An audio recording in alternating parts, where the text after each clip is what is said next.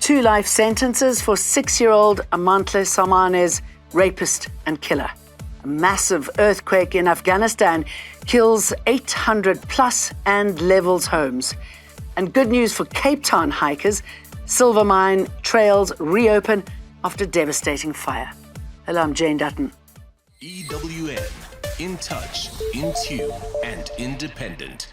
Warning, the following story contains graphic information.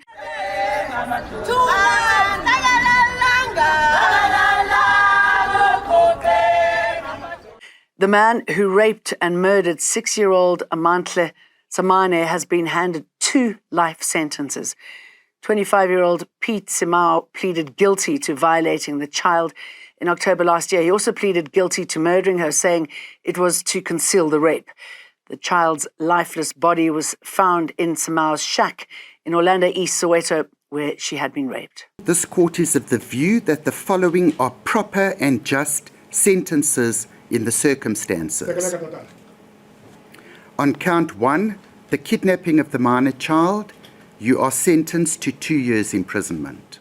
On count 2, the murder of the minor child, you are sentenced to life imprisonment. On count 3, the rape of the minor child, you are sentenced to life imprisonment.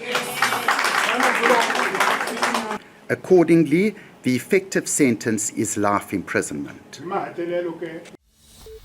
I saw heads. People were burned. Some were even calling me. I don't even see them because they were badly burned. Luckily, my kids were burned, but I could recognize them, all of them. And my daughter was the one who was standing. Just one of the many suffering terrible loss and pain after the 2022 Boksburg gas explosion. Lawyers representing the survivors and families who lost loved ones say their fight for justice in a fresh lawsuit could be frustrated by drawn-out processes. A 65 million rand lawsuit was recently filed in an attempt to hold to account entities the families of the victims and survivors believe are to blame for the deadly explosion. 41 people were killed and many more injured. Almost 3 years later, LHL attorneys have put together civil action featuring 67 plaintiffs that include people who suffered life-altering injuries and lost breadwinners from the explosion. We have about 67 plaintiffs. So the case is 67 plaintiffs versus 3 defendants. So each of the clients' claims are very different. So we've broadly got 4 categories of clients. We've got clients who have suffered injuries, life-altering injuries, which generally burn injuries. They are what we call our injury clients. We've got clients who have suffered a loss of support, which means their breadwinner was died as a result of the explosion. We've got clients who have suffered grief and emotional shock, which is a damage that you can claim from the court in respect of a loved one having passed away and you suffering psychological trauma as a result of that. And we've also got property damage clients. And we've, of course, because of the veracity of the explosion, because it was so catastrophic, a lot of our clients overlap more or less, so we've got clients who were injured and have loss of support claims, or who have grief claims and loss of support claims, property damage and grief and loss of support, that sort of situation. The city of Johannesburg has spent 82 million rand on rebuilding Lillian Ngoyi Street in the inner city. More than 2 years after it was damaged by an underground gas explosion, repairs to the road have been completed. But despite the repairs being finished, the street will only be opened to traffic later this month. And pavements and sidewalks still need to be installed. Total of 82 million has been spent on work package 1. And work package 1 refers to where the explosion was, exactly where we are. And 110 million is secured for work package 2, which will begin immediately.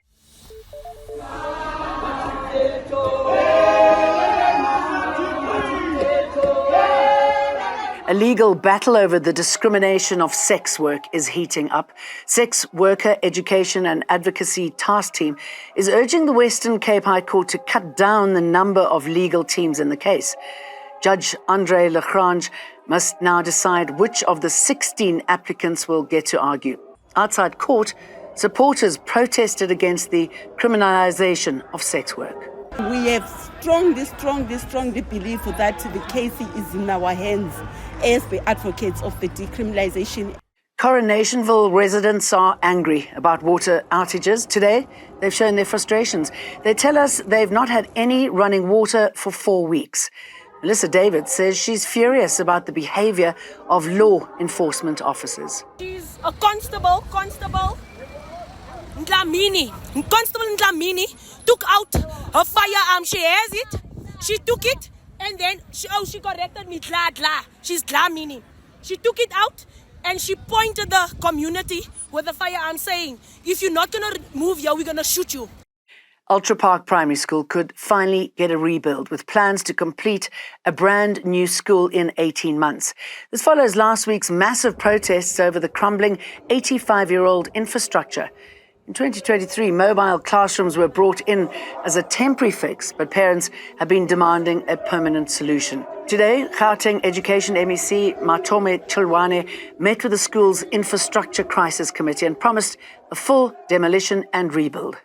So these ones have dilapidated very quickly and they've become very dangerous for our children. So the agents of the school have committed a timeline for them that within the next 18 months they should be having their kids in a new school. Because fortunately the school already itself was also part of the roster of new schools. We just had to reorganize the roster to make sure that it gets priority because of the agency. A major rescue effort is underway in Afghanistan after a powerful earthquake. Multiple aftershocks flattened homes in the country just after midnight, killing more than 800 people and injuring more than 2,500. Many mud brick homes have collapsed and some remote villages remain inaccessible due to blocked roads. More than 250 media houses in 70 countries are protesting to highlight the deaths of scores of journalists in Gaza. The journalists have vowed to disrupt front pages, home pages and broadcasts to demand an end to Israel's war against Palestine. The protest comes 1 week after 5 journalists working for Al Jazeera, the Associated Press and Reuters were killed in Israeli strikes on Nasser Hospital. They say at this rate, there'll soon be no one left to keep the world informed about what is happening in the region. The death toll of media professionals has climbed to more than 210 since October the 7th, 2023. And good news for amblers in Cape Town. Sandparks has reopened Silvermine hiking trails after a devastating mountain fire. Hiking trails along the Silvermine Dam, the Elephant's Eye Trail and the Silvermine River Walk will open today. Close to 3,000 hectares of vegetation were scorched in the blaze above Tokai in April.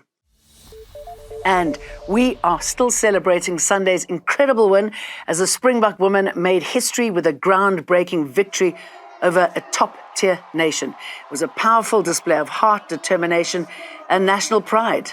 The Boks didn't just win a match, they've marked a defining moment for women's sport in South Africa. We'll leave you with that good news. See you for more again tomorrow. EWN, in touch, in tune, and independent.